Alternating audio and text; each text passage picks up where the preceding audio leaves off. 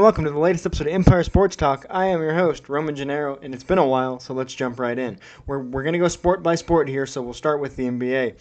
The biggest story in the NBA right now, the biggest story, let's start with a huge congratulations to the Denver Nuggets for winning their first championship in franchise history. No surprise, Nikola Jokic named the finals MVP, and it was reported that he's already lost the trophy. Let's hope somebody from the locker room found it and picked it up and is trying to return it to him. The Nuggets beat the Heat in 5 games, although the Heat put up a good fight, but it was clear from the beginning that they did not have the depth to match up with the Nuggets as a team, and that Bam Adebayo did his best shot, but there is no guarding Nikola Jokic. We saw that against the Lakers when he was hitting 3-point shots behind his head against Anthony Davis. So congratulations to the Nuggets for winning their NBA championship. Outside of that, the biggest story to come down in recent days is that Ja Morant has been suspended 25 games by the NBA for posting a second video of showing a gun, and it was really a Instagram Live on his friend's account, but Ja was in the video and he was holding a gun yet again after already stepping away from the team earlier in the season and missing 8 games after a very similar Instagram Live where he had a gun and he had issued an apology, which was later discovered to be most likely written by ChatGPT, saying that he would work on it, saying that he was taking 8 games away to work on himself. Cut to another video of him with a gun, and Adam Silver, the commissioner, had said this will be dealt with, and they were waiting for the end of the finals to take care of it. It was announced the other day that it will be 25 games. Some think that's too few games, some think that's too many games, considering the fact that Ja Morant was not charged with a crime. And they pointed to things like, I think it was Javaris Crittenton back in the day, pointing a gun at Gilbert Arenas in the Washington locker room, and some other gun-related things that got around 30 games. And Miles Bridges of the Hornets being suspended 30 games for domestic abuse, domestic violence. And I'll say this. I don't think 25 games is enough for Ja Morant. I think he should at least miss half a year. And when comparing it to the others, first of all, it's a completely separate incident, so they're hard to compare. But I will say that I think the NBA, in its history, has gone too lightly on their suspensions in general. You see the NFL goes pretty harsh most of the time. I think the one outlier there was Deshaun Watson only being suspended 11 games for all of his stuff. I think he should have missed the whole year at least. He had already missed a year, but that was not part of the punishment. That was just they were kind of keeping him out of the way. He should have at least been suspended a whole year. But look at Ray Rice, where he had his incident, and despite being one of the best running backs in the league at the time, he's never played again. The MLB, their biggest issue is usually steroids, and so if you get one failed drug test, that's 50 games right off the top. If you get another one, that's I think either 100 or a whole year. I can't remember if they changed it or not. But the NBA has a history of off the court issues and has a history of issues like this, and it's generally been like, people have been like, oh, well, Javaris Crittenton got 30 games for literally pointing a gun at a teammate, or Miles Bridges got 30 games for a domestic violence, like an actual crime. And yes, and my response to that is both of those guys should have been suspended for at least a whole season. So I would say Josh should be suspended for at least 41 games, if not more. Because like the first one, I would say 25 games is whatever, but this is the second one in a season when he had made an apology, however sincere it was. He had made an apology, said, I'm going to work on it, and then he goes and does the exact same thing. He is a child. The NBA has a young following that of kids that want to play in the NBA and look up to Ja Morant because he's their favorite player because he's an amazing player. So for him to go out and act like this in general, for him to do this a second time after already talking to the commissioner, after already promising that he'd change, there there's more than a crime wasn't committed, lay off of him. It's it's a precedent. It's the optics of it, the fact that he's a star in the league, and he's had multiple people already kind of show concern for him that he's like engaging in this, and these are not my words, gang behavior. I forget who it was. I think it might have been Stephen A. who said, if he continues this, I worry he may not be alive in a couple of years. I don't want to put those words in Stephen A.'s mouth. I can't remember exactly who it was, but somebody in the NBA community said that. It's like I worry about him. I think he's going down a wrong path, and I think that's what we're all worried about when it comes to Ja Morant. And so I feel like, obviously, since this was a second incident, he didn't get it the first time. So I feel like he needs to be gone long enough to understand. He has a daughter. He's a father. He's a role model. And this is really, really bad. So I don't think 25 games is enough because I don't think he's gotten it yet. And I don't want to see this happen a third time because the third time it may be much, much worse for Ja, and no one wants to see that happen. To lighten things up a little bit, I'm sorry that we started the show on such a tough note, but to lighten things up a little bit, Karl-Anthony Towns has obviously been taking classes at the Draymond Green School of Speaking Out, because he has said some truly head-turning things this last week, and I want to talk about it. So the first thing he said, and look, Karl-Anthony Towns is a good player, but the things out of his mouth this week were wild.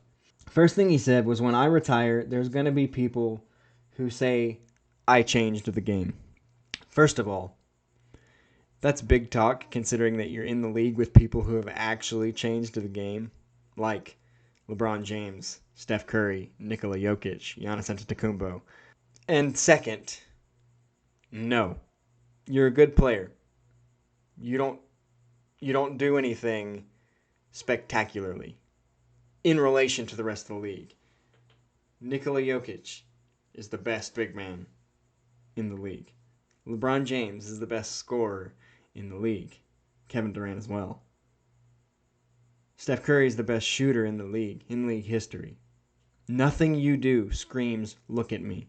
In fact, in response to the comments of, when I retire, people are going to say I changed the game, Kendrick Perkins, who I don't often agree with, when he gives a hot take, said, "How can you change the game when at times we don't know you exist?"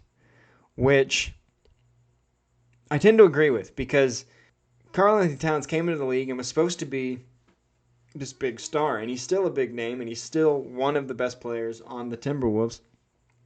I'll get to that in a second. But there are times when he disappears. I think we talked about Anthony Davis a lot in the playoffs because one night he'd score 40 and the next night he'd score 10. And we see a lot of that from Karl-Anthony Towns, except without the 40, being honest. And I believe, I don't want to get this incorrect, but I believe, correct me in the comments if I'm wrong, but in the 2022 play-in game, which we'll get to that in a second as well, because Karl-Anthony Towns doubled down. I believe he only scored 10 points.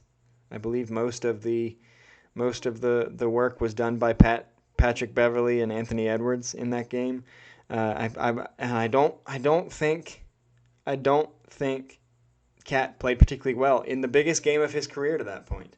Karl-Anthony Towns could not have been more wrong in saying that people are going to say he changed the game. The only one that's going to say he changed the game is him and his mother, honestly. Because right now, he is a fringe star because he doesn't have the consistency of the Jokic, the LeBron, the Steph, the Clay, the Devin Booker. He doesn't have he doesn't consistently put up the numbers that somebody who has a right to say they changed the game would. And I would say that Karl-Anthony Towns couldn't be more wrong, except later in the same week, he was. When he said, speaking of that 2022 play-in run, I think our playoff run, speaking of last year, I think our playoff run was better than the Denver Nuggets title run this year. And he was serious. He was on a podcast talking to his former teammate Patrick Beverley, and he said, "I think the team that you and I were on had a better run than this year's Denver Nugget championship team." First of all, no. This is one of the coldest takes I've ever heard. And I think this is the downside of players being allowed to have podcasts, of active players being allowed to have podcasts, honestly. Because but it's also funny because you honestly hear some of the stupidest stuff come out of those podcasts. And this was one of the stupidest things I've ever heard. First of all, mathematically, absolutely not. Because you won 3 games total. You got dominated by the Grizzlies in the next round after that play-in win, where you were the laughingstock of the NBA for about 48 hours because you celebrated that play-in win like you'd won a championship. So maybe that's where you're confused. You didn't actually win anything. You just won a game, and then you got embarrassed by Memphis in the next round. You lost in 6 games. What I will say is that same year, Denver lost to Golden State in 5, but Golden State went on to win the title, and I think that Denver team was better than the team you're talking about. To say that your 2022 team was better than this year's Nuggets team is ridiculous. From start to finish, this year's Denver Nuggets was clearly the best team in their conference. Possibly the NBA, but clearly the best team in the Western Conference from start to finish. Nikola Jokic is clearly the best player in the NBA for the past 3 years. The only reason he didn't win a 3rd MVP in a row is because the voters were probably tired of giving it to him, and it was so obvious that Joel Embiid wanted it so bad that they gave it to him. But they realistically should have given it to Jokic again because he's clearly the best player in the NBA. This Denver Nuggets team is deeper than your team ever could have dreamed of being. This Denver Nuggets team has, Jokic, who's better than Cat. Has Jamal Murray, who's better, in my opinion, than Anthony Edwards. I think, I think D'Angelo Russell was on that team. I would say, pretty even with this year's version of Aaron Gordon. Aaron Gordon clearly took a step forward this year. It's laughable. It's laughable for a team to say a 3-game run was better than a title run, during which, did the Nuggets, I think they only lost 2 games. They swept the Lakers, who had Anthony Davis, LeBron James, that same D'Angelo Russell, and other players. That Lakers team would have annihilated last year's Timberwolves team. So this is the most laughable thing I've ever heard. This is, like I said, this is another instance of a player with an ego. And this is why I mentioned Draymond Green earlier, saying, "No, they're not talking about me. Like, the NBA season's happening and they're not talking about me. They should, so I'm going to say something." Much like Draymond seems to do whenever they're not talking about Golden State. He says, "I'm going to say something."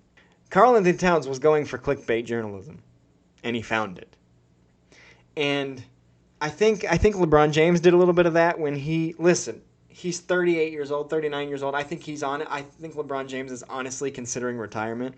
But the fact that the Nuggets clinched their first trip to the finals ever, and for the next 2 days, all we were talking about was, is LeBron retiring?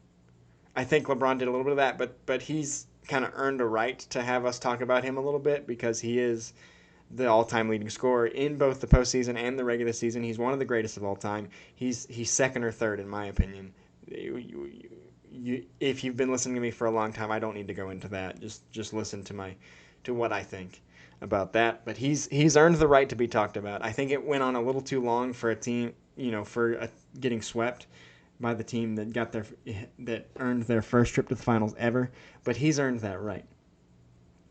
But even LeBron James in the press conference following the sweep said, there was a question to him that was asked that said, what did you learn about, something along the lines of, what did you learn about Jokic that you didn't know? And LeBron said, nothing. I knew he was that good. Like, Jokic was unstoppable. And Anthony Davis knew it. LeBron James knew it. The Lakers knew it. And Karl-Anthony Towns isn't even in the same zip code as Nikola Jokic. So both of these things from him were absolutely asinine, but fun to talk about for people like me. All right, let's jump to Major League Baseball real quick. The season is about a third of the way over, a little bit more than a third. And there have been a lot of surprise teams this year. We've had teams that we expect. We expect the Dodgers to be good. We expect the Yankees to be, pretty good. And they've had their ups and downs this year. We expect the Braves to be good. We expect Houston to be good. I don't think they're as good. They're as good though as their record says, because I've seen a lot of things from Houston that I don't like. But what I want to talk about is there are a lot of surprise teams that maybe shouldn't be where they are right now, but are. The Arizona Diamondbacks are leading the NL West. An NL West that does include those Dodgers and does include the San Diego Padres, who have been a major disappointment this year. But the Arizona Diamondbacks, without a big star. I mean, they have some really good young players that are making names for themselves. Corbin Carroll is really good. Merrill Kelly, one of their pitchers, is one of the best pitchers in the league this year. They have some good players, but they don't have like a standout star. They don't have a Juan Soto or a Fernando Tatis or a Ronald Acuna or a Bryce Harper. It's just a bunch of guys grinding, and they're leading the NL West, which for the last few years has been one of the tougher and most competitive divisions in baseball. And they are way, like, they're not way out in front of the Dodgers. The Dodgers are good, but they have a great record. I don't know exactly what it is. I think it's somewhere in the ballpark of like 38-22. Like they are crushing. So they're a surprise team for me. The Texas Rangers are doing this year what we expected them to do last year when they brought in Corey Seager and Marcus Semien, but there were some injury issues. Despite the fact that DeGrom is probably done, Jacob DeGrom's probably done for the year, this team looks good. They are leading the AL West because the Astros are good but not great in my opinion. So the Rangers have jumped out in front there. It's a little bit of a surprise. We expected it last year. We didn't get it, so we didn't know what we'd get this year. And here they are, even without Jacob DeGrom. I have to give a nod to the Pirates. I think they're currently sitting around 500 right now. But the NL Central is not that good this year, so I think they may still be leading. I think since in the past couple days the Brewers have passed them up, but I don't believe in the staying power of the Brewers. Because they haven't shown it in the past. So the Pirates, with the resurgence of Andrew McCutchen, who returned for what I believe to be his final year, he's the best player on that team, and they are staying in the story. And speaking of resurgences, speaking of the Diamondbacks, Evan Longoria is having a great year for them. The Reds. Again, in that same NL Central that no team is taking control of, seems to have some fight in them that we didn't see at the start of the year, but they have come to life here in the last couple of weeks and are playing really good baseball. Keep an eye on them. And I may regret throwing this team into the mix later in before I get to them, the Marlins, who are who at one point earlier in this week were only 3 games behind the Braves for the NL East. I had read earlier, I don't know what their record is now, that they were 14-1 so far this year in one-run games. That's an old stat, so I don't know what the number is now. And then they have Luis Ariz, who is hitting around 400. He had eclipsed 400 earlier this week and then fell back down. But he is batting somewhere between 385 and 400, which is absurd. We're starting to talk about the latest to be at 400 this late in the year, and it's crazy, which it's not late in the year, but for hitting 400 it is. So Luis Ariz is leading that Marlins team. It still baffles me that he was the piece they traded for Pablo, that the Twins traded for Pablo Lopez. The Twins are a playoff team, and because of their pitching staff, they're pretty much, I think eventually they could be running away with the AL Central. They're not. The AL Central is pretty bad. The only reason the Twins aren't running away with the AL Central is because their offense isn't very good. And who would have helped their offense a lot? Luis Ariz. So they did get Pablo Lopez. I liked that I saw him get out of Florida, but I absolutely would not have included Luis Ariz in that deal, and he's showing why. He's hitting almost 400. But the team that I may regret putting into this list, but I like what I've seen from them, and again, the AL Central is not good, so they have a chance, is the Detroit Tigers. Something's happening over there. With it being Miguel Cabrera's last year, they have a lot of good young players like Akil Baddoo, Zach Short. They have Jonathan Schoop,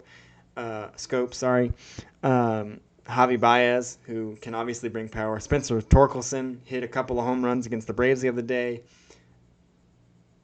Something's happening in Detroit. It may not happen this year, but it's happening.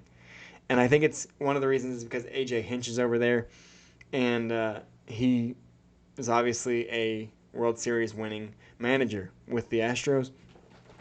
So he knows what it takes. He knows what it takes to build. And so it may not be this year, but I like what I see coming in Detroit because it reminds me a lot of Baltimore, who is surging right now. But the atmosphere in Baltimore for that team and those fans is incredible. I didn't mention them earlier because we saw flashes of them being good last year, but they should definitely be thrown in there with how good Gunnar Henderson and Adley Rutschman have been for them.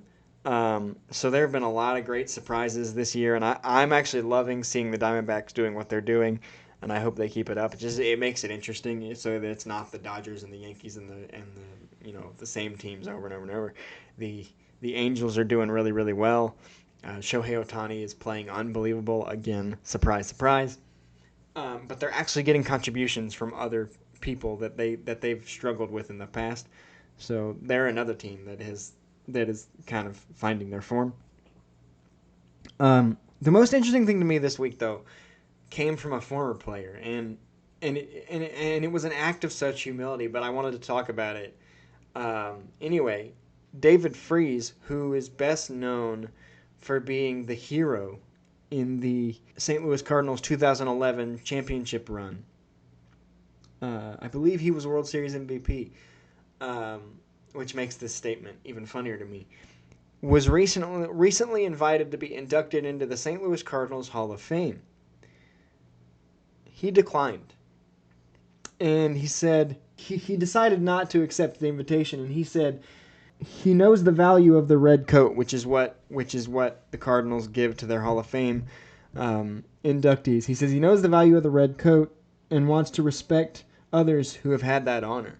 So when I read that, I think that he doesn't think he's good enough to be in that Hall of Fame. I've been to St. Louis. I've been in that park. I've seen how beloved that franchise is. I've seen how they treat their own. And it's amazing, first off. Second, one thing about sports, and I think this might be a little more true in baseball than other sports, but I think one thing about sports is that you kind of separate the regular season and the postseason in terms of legacy. We talk about Peyton Manning possibly being the greatest regular season quarterback of all time. but he's not on a lot of he's not guaranteed on all top 5 quarterback lists all time because he won the 2 Super Bowls,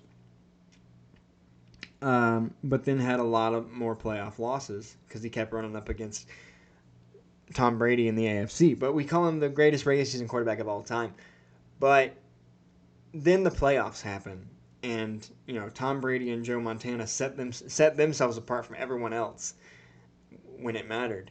And to me, and think about Madison Bumgarner. I think he's a Hall of Fame pitcher, but I think most of the reason for that is because of what he did in the postseason when winning those 3 titles for San Francisco and having the lowest postseason ERA ever.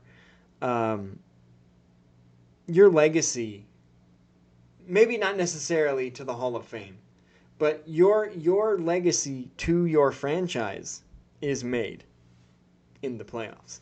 And one current example to me is Eddie Rosario. He showed up to the Braves halfway through 2021 along with Jock Peterson and Jorge Soler. And those 3 guys went on a tear. And they were a large part of why the Braves were able to win that championship without Ronald Acuna. And Eddie Rosario is the only one who remains of those 3 with the Braves. And he's had his struggles the last 2 years. He needed an eye surgery, and he's had other issues. But the team has never given up on Eddie. The fans have never given up on Eddie Rosario because of what he did and because of the performance he put up to win the NLCS MVP. He forever cemented his legacy as an Atlanta Brave, as did Jock Peterson, as did Jorge Soler, because of what they did in the playoffs. The playoffs amplifies legacy. And David Freese had one of the best playoff runs from any one player we've ever seen in 2011. Hit the game-winning home run, hit the walk-off home run in Game 6 to send it to Game 7, and then came up big again in Game 7. He is a Cardinal for life. He is one of the bigger names in recent history for the Cardinals, and I think that's what they want to honor. They want to honor what he meant to that franchise because of what he did in 2011. I think it's humble of him to decline, because when he declines, he thinks about the likes of Bob Gibson, Ozzie Smith, soon to be Albert Pujols, Yadier Molina, Adam Wainwright. He thinks about Stan Musial. He thinks about those career guys. And outside of his run with the Cardinals, David Freese was kind of an average player. But with the Cardinals in the playoffs in 2011, he was magical. And I think that's what they want to honor.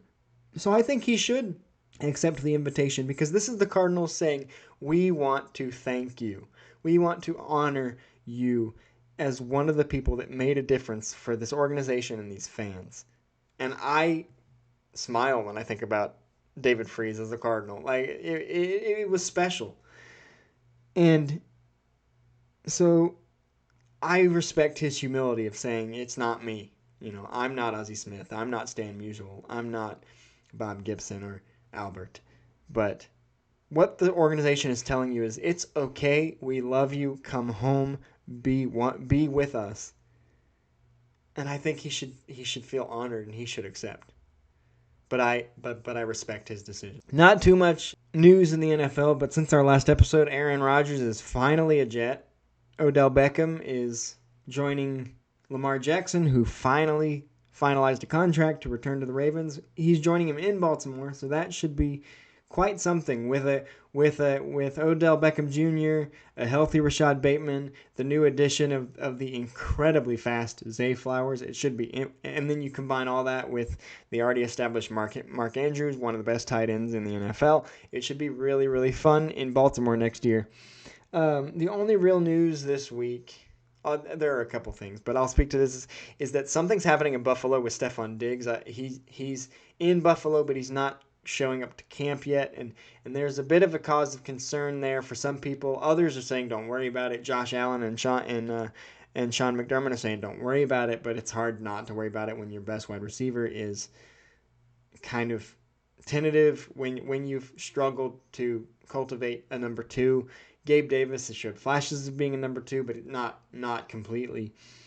And so with Diggs kind of, I don't know what he's doing. It causes for concern. Now, if it's because he wants to go somewhere else, I honestly don't think that he could go anywhere else that would either A, help him win a championship, or B, help his legacy. We're talking about legacies. If he goes somewhere else, there aren't many teams in a better spot for him than Buffalo. They are right on the edge of winning a Super Bowl. The only team I think that's in a better spot, maybe the Eagles, but is the Chiefs. And I think if he goes to the Chiefs, it hurts his legacy, honestly, because you see a lot of kind of receivers that have lost a step, older receivers that aren't in that elite class, joining the Chiefs to try to win an easy ring. Kansas City's kind of become, for free agents, kind of become the easy ring destination. I'm not taking anything away from the Chiefs for winning the championships they have, but because Patrick Mahomes is there, because Travis Kelce is there, because Andy Reid is there, it's kind of our best shot to win a title is Kansas City. So there's like a flock. It's like when all those veterans were joining the Cavs and the Warriors when they were facing off in the finals every year. It's like, I'm going to go win a title by joining these teams late in my career. I think Stephon Diggs is still an elite talent. And I think if he goes to the Chiefs, it'd be like, dude, like, why are you going there when you have a great situation in Buffalo? You have a quarterback with a rocket arm, something that, if you go to Kansas City, you got a quarterback with a rocket arm. You already have one of those. You have a head coach that knows how to win. You have one of those. You have a defense that gets the job done. You have one of those. I think Buffalo's a couple pieces away. I think they need a solid number 2, and I think they need a running back. I think they should go get Dalvin Cook or Ezekiel Elliott. But I think Stephon Diggs is in the best situation he can be in to win a championship without hurting his legacy. And speaking of Ezekiel Elliott and Dalvin Cook, the other thing I wanted to touch on is it seems that it's gotten a bit tough for running backs in this league, even star running backs. Dalvin Cook is still one of the best running backs in this league, and he was just waived by Minnesota. And there's not a lot of chatter about picking him up by teams around the NFL. Same with Ezekiel Elliott, who may have lost a step and lost his starting job with the Cowboys to Tony Pollard. But I think he's still a valuable running back in this league. And you see Saquon Barkley, who's only 4 years in, and definitely one of the best in this league when he's healthy, wanting a new contract, wanting to stay a Giant, wanting a new contract, and they're hesitant to give it to him. And there have been some executives to say, unnamed executive, because it's kind of a harsh thing to say, but he said, I would rather draft a running back in the first round every year, use them up, and just keep drafting running backs. I know that running backs have a shorter shelf life in the league than any other position, but that's because they're in the trenches. They get battered. They get batted around a lot, and so I think right now is a tough time in the NFL to be a running back because Dalvin Cook and Ezekiel Elliott should have been scooped up a long time ago, and they haven't been. So I think Buffalo should take a shot and shore up one of their few weaknesses, which is running back, and go get Dalvin Cook or Ezekiel Elliott. I said that the moment the Cowboys released Ezekiel Elliott. I said the Bills should go get him, and I stand by that. And then the last thing I wanted to talk about is I wanted to give a huge shout-out to the new Stanley Cup champion, Vegas Golden Knights, because this story is so cool. This is an expansion team that came into the league, played their first game 6 years ago, and now they're champions. But not only that, this is the coolest thing to me. 6 years. And when in his introductory conference for the new franchise, the owner said, playoffs in 3, Stanley Cup in 6. Well, as far as winning the Stanley Cup, he nailed it. But he didn't give himself enough credit for playoffs in 3. Let me tell you why. If you go to our Instagram, you'll see that I posted this. If you go to our socials, you'll see it. In 6 years as an NHL franchise, 5 playoff appearances, 2 Western Conference titles, 1 championship. And they made the Stanley Cup Finals in their first year before losing to the Washington Capitals. But this is nothing to sneeze at. This is 6 years, and they won the title still with 6 of their original choices, expansion draft picks, and Jack Eichel, who's one of the best young players in the NHL today that they got from via a trade before this season. This team is built to win for years. This is a winning franchise. They finally have their title. It only took them 6 years, but they've been in the playoffs every year but one. So the owner did not give this team in this city enough credit when he said playoffs in 3, because by year 3 they'd been in the playoffs 3 times. I think the only time they didn't make the playoffs was last year, and I think they missed by a hair, if I remember correctly. But this team is special. This city is in love with the Knights, and they are champions. And I'll just throw this in. The Stanley Cup skate is one of my favorite traditions in sports, and I watched this whole thing for this group, for this franchise that's 6 years old and now has 2 Stanley Cup appearances and 1 title. I watched everyone from the captain all the way to the video guys and the radio guys and the locker room guys. Everyone got a lap with that trophy. It's special. It's one of the best traditions in sports. Congratulations to the Vegas Golden Knights on this incredible run they've had in the last 6 years, and I expect more titles in the years to come for the Vegas Golden Knights. That's all I have for you this week. I am Roman Gennaro. Check out the show on our social media pages. Interact with us. Comment what you like, what you don't like, and that's all I have for you. Until next time, this is Roman Gennaro with Empire Sports Talk, signing off.